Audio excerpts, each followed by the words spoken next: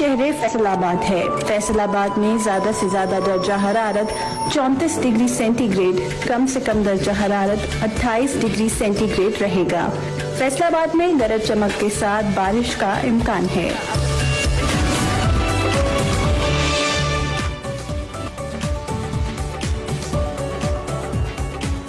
Welcome back to expressive, اور اب کا جو ہمارا سیگمنٹ ہے وہ بہت انٹرسٹنگ ہونے والا ہے۔ اس کا فیڈ بیک ہمیں بہت اچھا آ رہا ہے اور میں تو اس سیگمنٹ کو بہت شوق سے دیکھتی کیوں نہ ہو، آخر فادر آف مارننگ شوز ہوتے ہیں ہمارے ساتھ اس سیگمنٹ کے اندر، جو کہ اپنی لائف کے تجربات اپنی کتابوں کی صورت میں، اپنی تحریروں کی صورت میں جو وہ آپ تک پہنچا چکے، خود اپنی زبانی پہنچاتے ہیں۔ وقار احمد ملک ایسے ایسے سوالات نکال کے لاتے ہیں۔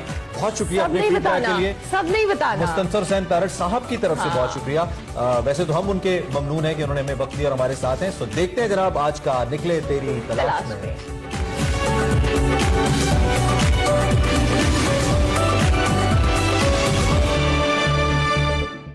ملیے مستنصر حسین تارڑ سے۔ مسافر، خانہ بدوش، ناول نگار، ڈرامہ اداکار، ٹی وی میزبان، کالمکار، سفرنامہ نگار اور سب سے زیادہ پڑھے جانے والے ادیب مستنصر حسین تارڑ سے،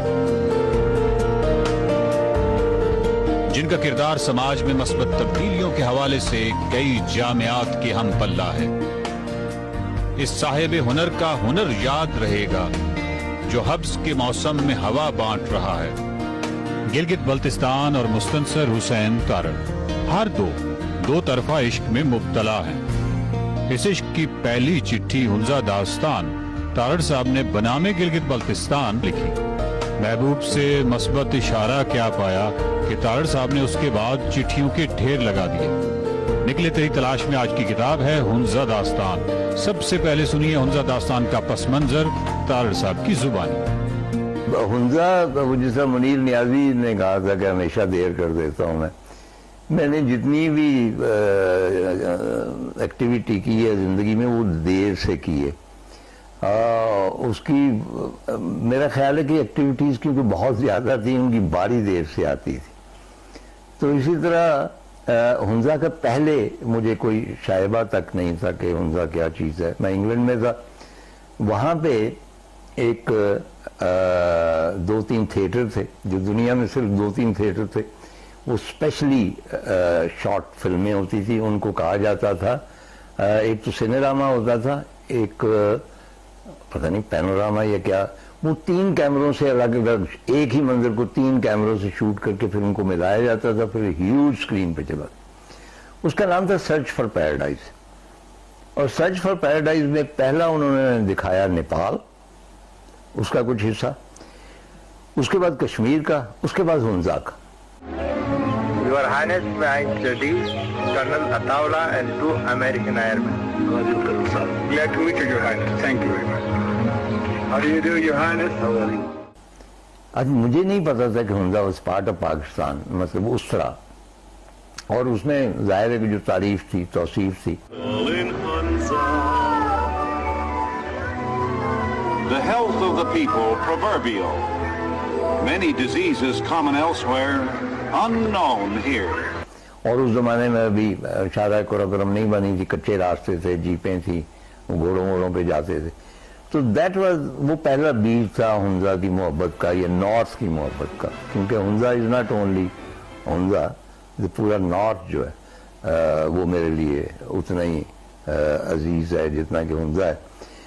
اور اس کے بعد جب میں واپس آیا ہوں اور میں نے پلاننگ کی ہے، تو اس میں ایک انٹرسٹنگ جو ہسٹوریکل پہلو ہے وہ یہ ہے کہ میرے والد صاحب چودھری احمد خان تارڑ، انہوں نے کتابیں 20-25 لکھی ایگریکلچر کے اوپر، پورے پاکستان سے لوگ آتے تھے ایگریکلچر کی پرابلم لے کے۔ تو ایک تو بریگیڈیئر اسلم صاحب شنگریلا والے، وہ اکثر ہمارے یہاں آتے تھے، اور وہ میرے والد صاحب سے مشورہ کرتے تھے اور ان کو بتاتے تھے کہ ایک شہر اسکردو نام کا ہے، بہت کم لوگوں نے اسکردو کا سنا، اور وہاں پہ میں نے ایک جہاز خریدا ہے، اور وہ جہاز میں میں ایک ہوٹل بنا رہا ہوں، اور وہ جھیل کے کنارے ہے، تو میں جھیل کے کنارے گلاب اور باقی فلاورنگ شربز لگانا چاہتا۔ میر آف ہنزہ جو تھے میر جمال، ان کی خط و کتابت رہتی تھی والد صاحب کے ساتھ۔ The Mir's wife, the Rani, only recently emerged from Purdah, the veiled seclusion of the Orient. never before photographed. Vermeer, educated at English type schools in Gilgit and Rawalpindi. اور وہ بھی اسی قسم کے مشورے لیتے تھے.